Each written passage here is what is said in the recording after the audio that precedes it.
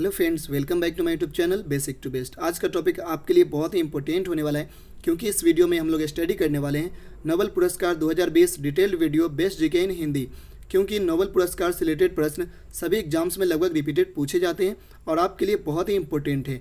चलिए दोस्तों, शुरू करते हैं इस वीडियो को फर्स्ट टॉपिक के साथ। तो सबसे पहले जान ले, वैज्ञानिक अल्फ्रेड नोबेल की याद में 6 क्षेत्रों में दिया जाने वाला विश्व का सर्वोच्च पुरस्कार है। यानी नोबेल पुरस्कार जो है कितने क्षेत्रों में दी जाती है? 6 क्षेत्रों में दी जाती है। और किनके याद में? तो अल्फ्रेड नोबेल की याद में। ये 6 क्षेत्रों में दिया जाने वाला विश्व का सबसे बड़ा पुरस्कार कहलाता है नोबेल पुरस्कार। तो हम लोग एक एक करके स्टडी करते हैं कुल 6 क्षेत्रों में कितने लोगों को यह पुरस्कार 2020 में दिया गया है। तो सबसे पहला टॉपिक है हमारा फिजिक्स। देख सकते हैं फिजिक्स के क्षेत्र में कितने लोगों को दिया गया है। तो फिजिक्स के क्षेत्र में कुल 3 लोगों को पुरस्कार दिया गया है। इनमें कौन कौन है? Roger Penrose, Reinhard Genzel, Andrea Ghez. यानी इन 3 लोगों को फिजिक्स सेक्टर में दिया गया है नोबेल पुरस्कार। क्यों दिया गया है वो भी हम लोग डिटेल्स के साथ देखेंगे। रोजर पेनरोज को ब्लैक होल फॉर्मेशन से संबंधित खोज के लिए नोबेल पुरस्कार दिया गया है। यानी इस भौतिकी के क्षेत्र का एक पुरस्कार इन्हें दिया गया है और एक पुरस्कार में इन दोनों को विस्तृत किया गया है। इसमें देख सकते हैं रेनहार्ड गेंजल और एंड्रिया गेज को हमारी गैलेक्सी के केंद्र में मौजूद विशाल द्रव्यमान के कॉम्पैक्ट ऑब्जेक्ट की खोज के लिए इन्हें नोबेल पुरस्कार दिया गया है। यानी इन दोनों को एक साथ पुरस्कार दिया जाएगा और इनको अकेला, यानी कुल 2 लोगों में पुरस्कार विभाजित की जाएगी। नेक्स्ट है हमारा रसायन, जिसे केमिस्ट्री कहते हैं। इस क्षेत्र में भी 2 लोगों को पुरस्कार दिया गया है। कौन कौन है? इमैनुअल चार्पियर और जेनिफर ए डोडना। यानी इन 2 लोगों को केमिस्ट्री के क्षेत्र में नोबेल पुरस्कार दिया गया है। क्यों दिया गया है?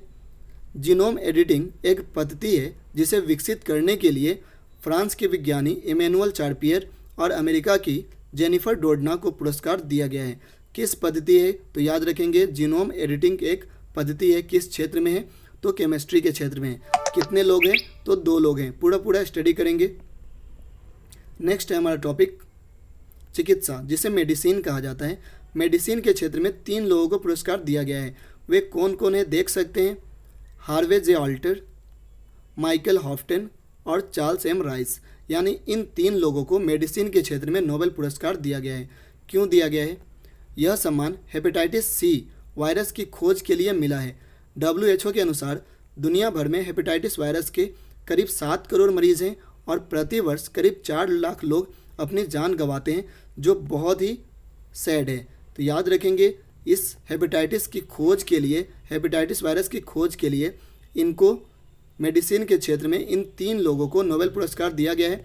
और इसके खोज के साथ मरीजों को ठीक करने में बहुत ही हेल्पफुल होगा और बहुत सारे मरीज अच्छी तरह से ठीक भी हो पाएंगे। नेक्स्ट है हमारा 4, जिसे कहते हैं साहित्य यानी लिटरेचर। लिटरेचर के क्षेत्र में केवल एक को ही दिया गया है, जिसका नाम है लुइस ग्लिक। यानी लुइस ग्लिक को दिया गया है किसके क्षेत्र में? तो लिटरेचर के क्षेत्र में।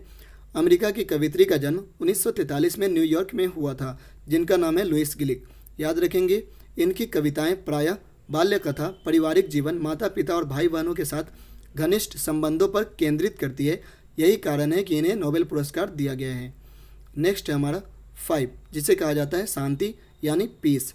तो शांति के क्षेत्र में विश्व खाद्य क्रम, जिसे वर्ल्ड फूड प्रोग्राम कहते हैं, यानी वर्ल्ड फूड प्रोग्राम को दिया गया है शांति के क्षेत्र में नोबेल पुरस्कार। देख सकते हैं world food programme WFP united nation UN की एक संस्था है।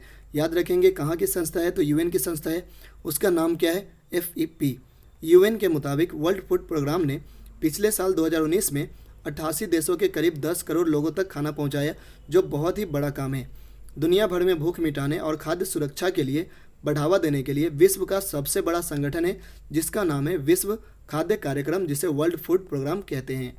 नेक्स्ट है हमारा लास्ट अर्थशास्त्र, जिसे इंग्लिश में इकोनॉमिक्स कहते हैं। इनकी सूचना अभी तक नहीं हुई है, क्योंकि यह जो पुरस्कार है वह सूचना होगा और यह बताया जाएगा कब? तो ऑन मंडे यानी सोमवार को यह विस्तृत किया जाएगा। किसके क्षेत्र में? तो इकोनॉमिक्स के क्षेत्र में। ये मैं आपको बता दूंगा। कुछ इंपॉर्टेंट पॉइंट देख लेते हैं जो नोबेल पुरस्कार से रिलेटेड है। तो सबसे पहले याद रखें, पुरस्कार की घोषणा 7 से लेकर 14 अक्टूबर के बीच की जाती है। नोबेल फाउंडेशन की स्थापना 1900 ईस्वी में हुई थी और इसके 1 साल बाद ही 1901 ईस्वी में पहला नोबेल पुरस्कार दिया गया। तो याद रखेंगे यहाँ पर नोबेल फाउंडेशन की स्थापना कब है, 1900 ईस्वी में। और पहला नोबेल पुरस्कार कब दिया गया है, 1901 में। किसकी याद में, तो याद रखेंगे डायनामाइट के आविष्कारक अल्फ्रेड नोबेल की याद में। अल्फ्रेड नोबेल का जन्म स्वीडन में हुआ था और इसकी राजधानी कहाँ है, तो स्टॉकहोम है। दूसरा, शांति के लिए दिया जाने वाला पुरस्कार ओस्लो में दिया जाता है। ये पॉइंट मैंने क्यों दिया इसको याद रखेंगे। यानी कुल 6 क्षेत्रों में दिया जाता है नोबेल पुरस्कार, जिसमें शांति का पुरस्कार कहाँ दिया जाता है, नॉर्वे की राजधानी ओस्लो। यानी कुल 5 जो है 5 सेक्टर के पुरस्कार वो स्टॉकहोम में दिए जाते हैं। ये क्वेश्चन बार बार पूछा जाता है कि शांति का पुरस्कार कहाँ दिया जाता है, तो नॉर्वे की राजधानी ओस्लो में दी जाती है। लेकिन इसको छोड़कर जो 5 बचता है वो स्वीडन की राजधानी स्टॉकहोम में दी जाती है। एक क्षेत्र में प्रतिवर्ष 3 लोगों को ही पुरस्कार दिया जा सकता है। यानी एक वर्ष में एक क्षेत्र में 3 लोगों को दिया जा सकता है।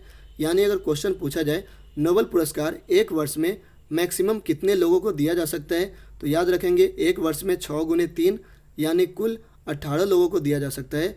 क्योंकि एक क्षेत्र में 3 लोगों को यानी 6 क्षेत्र में 18 लोगों को मैक्सिमम पुरस्कार दिया जा सकता है। यह वीडियो आपको कैसा लगा हमें कमेंट करके बताएं। अभी तक चैनल को सब्सक्राइब नहीं किया तो सब्सक्राइब कर ले, बेल आइकन को प्रेस कर दें। जब तक के लिए टेक केयर।